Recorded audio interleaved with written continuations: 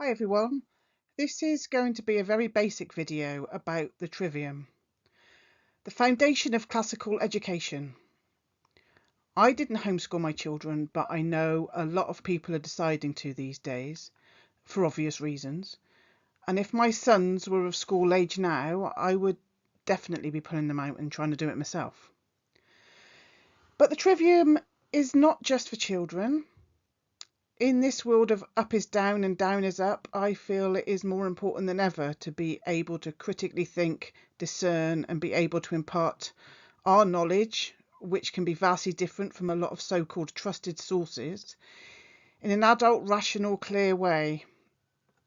2 plus 2 does not equal 5 and never will. If we apply the fundamental principles of the Trivium when debating or presenting truth, nothing or no one will be able to dispute it. The Trivium in Latin means the place where three roads meet. The three roads or arts are grammar, dialectic, and rhetoric. The input of information, followed by the processing of it, and finally the outputting of the original information clearly, with truth being at the heart of the process. So I've added some ages to this slide as a guide if you were thinking about homeschooling, but obviously it's just a guide. The beauty of the Trivium as well as homeschooling is that you can go at the speed dictated by your child.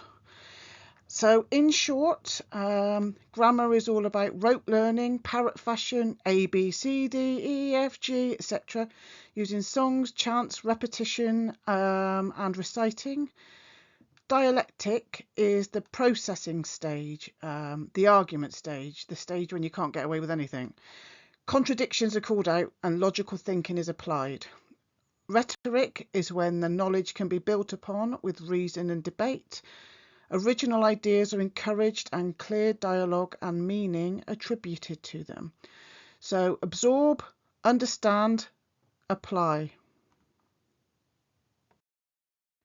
So grammar, it's used slightly differently in the Trivium than we would usually use it.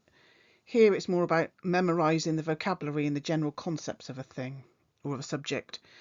Say, for example, you were going to learn how to drive and the instructor said, look in the rearview mirror, and you'd never heard of the word mirror, then, well, you wouldn't get very far, would you? Or if you didn't understand the concept that a car drives on a road, not a path, well, I wouldn't get in the car with you for a start. But so everything's got its own vocabulary, rules and concepts. So in order to understand a thing, we need to start from there. The 5 core habits recognises mnemonics as a tool for learning, which is interesting as they make their own mnemonic, which is names, N-A-M-E-S. So to start with, we need to name a thing. It's pretty basic, but obviously fundamental. Next is attending, which means recognising there are differences between this word, idea, concept and another.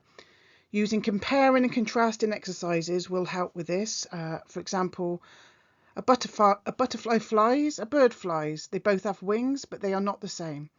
How are they the same? However, how are they different? Memorising, as mentioned before, songs, chants, mnemonics, repetition, recitation, anything that retains the fundamental building blocks of a thing to memory. Expressing, the best bit. Start saving your yogurt pots and toilet roll tubes. This is where we get creative. We use our 5 senses to express the nature of the thing in order to share the knowledge gathered about it. Storytelling. Writing, dressing up and making a play about something will further deepen the knowledge of a subject and is also brilliant. Why? Yeah, but how? Yeah, but why? Yeah, but what about... The pain for the parent is real at this stage. Dialectic can also be called logic. It's probably the age when a child might say, but we don't have a fireplace at Christmas. It's when we want to be thinking about the truth, about a situation, instead of just blindly accepting something. It's time to know why we can't have a whole birthday cake for breakfast, rather than just being really annoyed about it. The 5 topics that relate to the dialectic art of the Trivium include a definition. Establish what the topic or subject is, be able to define it. Comparison. How are butterflies similar to birds? How are they different? How healthy is muesli compared to birthday cake? To what degree? Relationship. How does birthday cake relate to me getting fat? Are the two connected? Will there be better outcomes if I switch to muesli? Circumstance.